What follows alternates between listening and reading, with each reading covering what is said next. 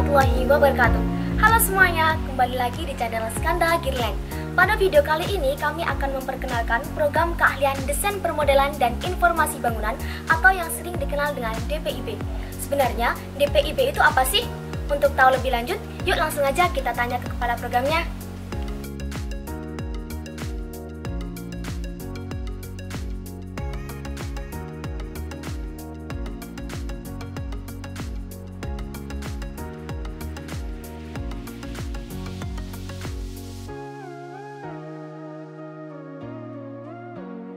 Sebelumnya, mohon maaf mengganggu waktunya, Pak.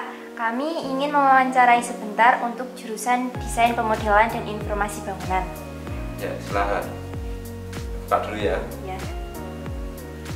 Untuk pertanyaan pertama, sebenarnya apakah itu jurusan DPIB? Terima kasih atas waktunya ya. Beri kesempatan kepada saya selaku kepala program. Ingin menyampaikan beberapa hal yang berkaitan dengan jurusan DPIB. DPIB adalah singkatan dari Desain Pemodelan dan Informasi Bangunan, yang dulu namanya kompetensi keahliannya Teknik Gambar Bangunan. Kemudian dengan berkembangnya waktu diubah menjadi Desain Pemodelan dan Informasi Bangunan. Ya, secara prinsip itu hampir sama dengan yang teknik gambar ya, karena yang dipelajari misalnya tentang mulai dari gambar dasar atau gambar teknik, kemudian nanti ada praktek dasar, ada praktek ukur tanah, kemudian sampai dengan mendesain gambar rumah tinggal, sampai ke jembatan, sampai ke animasi, sampai tiga dimensi. Itu kira-kira untuk materinya ya. Jadi DPIB adalah satu keahlian kompetensi keahlian yang nanti mempelajari tentang desain menggambar bangunan. Bisa bangunan itu apa saja, misalnya ada bangunan gedung, ada bangunan air, ada jalan jembatan. Intinya adalah bagian-bagian yang nanti dipelajari berkaitan dengan bangunan. Secara garis besarnya itu.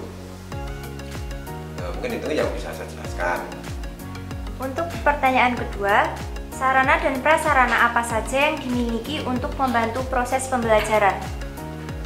Untuk sarana yang kami miliki, jadi di jurusan kompetensi keahlian DPIB, yang kita siapkan untuk memperlancar proses kegiatan pembelajaran, misalkan kita punya gedung praktek, ya, praktek konstruksi, walaupun di DPIB atau gambar, tapi kita juga menyiapkan sarana untuk anak-anak bisa praktek konstruksi, jadi seperti yang dilakukan mungkin di proyek-proyek seperti itu. Di samping itu, kami juga menyediakan ruang untuk gambar manual atau gambar dengan tangan ya. Jadi kita siapkan satu lab, kemudian nanti juga bisa didukung dengan ruang kelas. Biasanya nanti gambar dasar masih menggunakan ruang kelas. Untuk gambar yang lanjut, misalkan untuk mulai menggambar denah, tampak, hitungan dan seterusnya, atau bangunan gedung, nanti kita siapkan lab gambar manual. Di samping itu juga ada sarana untuk menggambar dengan perangkat lunak ya, misalkan yang sekarang sudah sering kita lakukan adalah menggambar dengan AutoCAD ya, jadi CAD building istilahnya. Jadi nanti anak-anak dibekali menggambar dengan menggunakan komputer dengan perangkat lunak. Di dalam hal ini adalah aplikasinya adalah CAD building atau AutoCAD, kemudian nanti AutoCAD yang khusus untuk gambar. Di samping itu kami juga nanti menyediakan peralatan misalkan untuk ukur tanah, teknik ukuran tanah, yaitu nanti ada di dalam praktek dasar.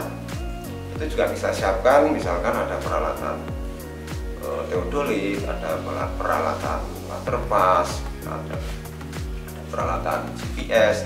Semua coba kita kenalkan, walaupun terus terang untuk waktu yang disediakan di dalam kurikulum memang tidak mencukupi, sehingga kita usahakan semaksimal mungkin fasilitas-fasilitas itu atau peralatan-peralatan itu kita siapkan agar di dalam pembelajaran nanti anak-anak ketika lulus itu sama dengan ketika dia belajar. Kemudian mungkin sarana yang lain kita selalu menambah lab ya, lab untuk gambar dengan perangkat lunak atau dengan komputer. Kita sebenarnya punya 3 lab ya, yang satu yang kita tempati ini, kemudian ada di gedung lucuan, dan yang lainnya ada di gedung G atau gedung H ya, saya lupa. Tapi di sana juga kita siapkan untuk lab gambar dengan kira-kira itu ya. Untuk pertanyaan ketiga, prestasi apa saja yang pernah diraih oleh siswa di jurusan DPIB? Untuk prestasi ya, kita sudah beberapa tahun kita itu selama mulai berdiri sekitar tahun 2005 sampai sekarang 2021 ini kita sudah mengikuti beberapa macam lomba kegiatan. Nah, antara lain yang sudah kita dapatkan itu tahun 2009 kita pernah mendapatkan juara 1 ya, nasional untuk desain konstruksi bangunan di Universitas Malang waktu itu ya.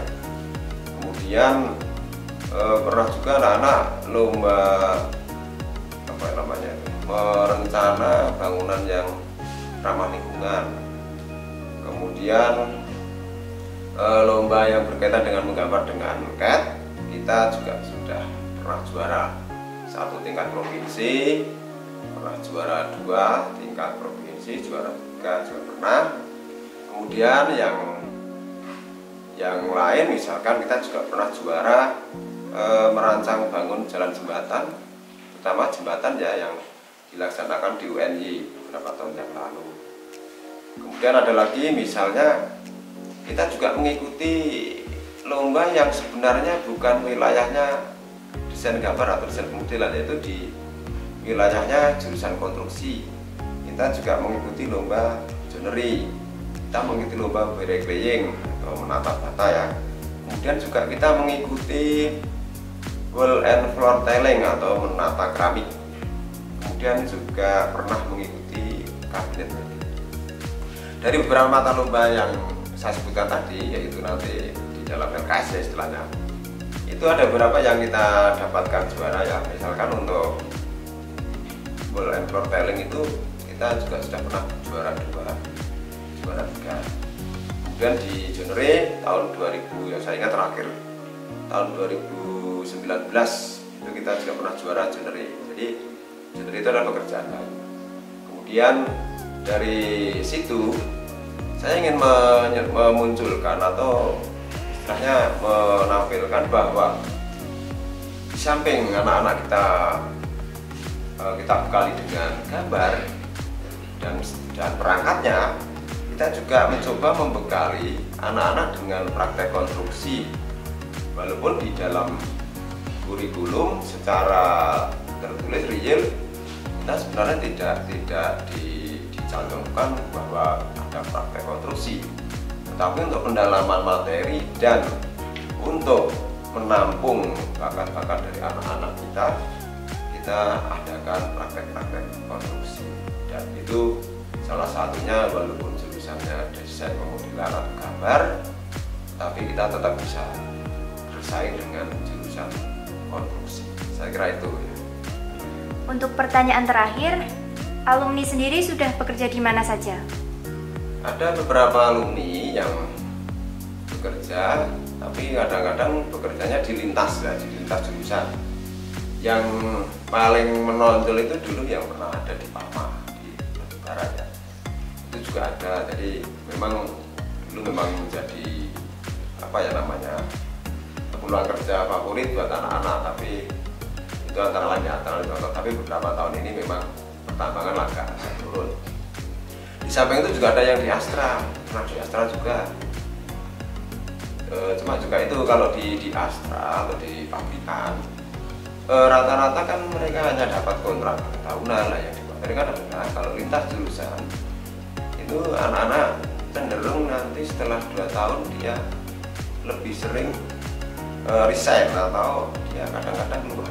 Maka kami berusaha untuk memotivasi agar anak-anak bisa masuk di wilayahnya sendiri atau di wilayah bangunan. Contohnya yang terakhir ada yang magang ke Jepang dan sudah bekerja di sana, itu ada di wilayah konstruksi. Itu ada mungkin yang terakhir ada 2 orang yang di sana. Di samping itu ada yang di wilayah survei. Jadi ada anak yang kebetulan sekarang kan lagi trennya presiden kita itu membangun infrastruktur. Jadi anak-anak alumni itu ada yang masuk melalui Abipraya atau ke PT BUMN, ya BUMN Abipraya yang ada di Kalimantan, itu salah satu contoh. Kemudian ada yang ada di konsultan, misalnya mereka juga merancang membuat animasi tentang gambar dimensi.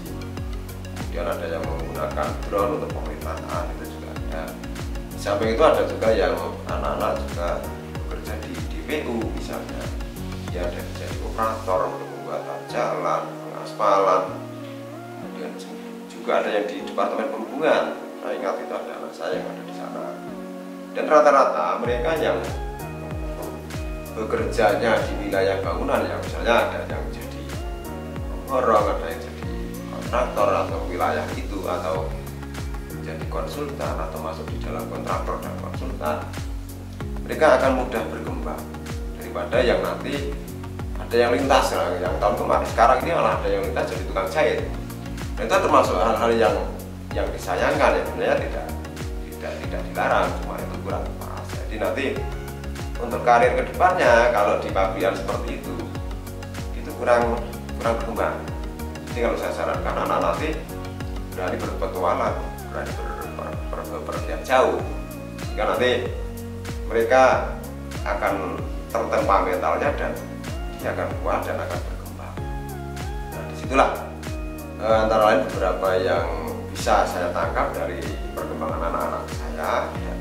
Harapan saya nanti semakin kesini anak-anak harapannya semakin berkembang, semakin semangat, karena di jasa konstruksi, di dunia konstruksi itu tidak ada matinya, semua selalu berjalan berkembang terus. Termasuk untuk mengantisipasi perkembangan dunia konstruksi, kami juga bekerja sama dengan Kementerian PUPR yang mengadakan uji sertifikasi. Jadi uji sertifikasi itu nanti adalah dia akan mendapatkan sertifikat yang diakui keahliannya sebagai juru gambar. Jadi mereka nanti dengan sertifikat itu maka akan dapat ditunjukkan bahwa kemampuannya ada dan diakui. Saya kira itu penjelasan ini. Baik, terima kasih untuk waktu dan penjelasan dari Bapak. Semoga bermanfaat bagi yang ingin mengetahui lebih tentang jurusan DPIP yang ada di SMK Negeri 2 Wonogiri. Ya, sama-sama. Terima kasih. Itu tadi sedikit penjelasan dari program keahlian desain permodelan dan informasi bangunan. Semoga bermanfaat bagi yang ingin tahu lebih jauh. Sekian dari kami. Wassalamualaikum warahmatullahi wabarakatuh.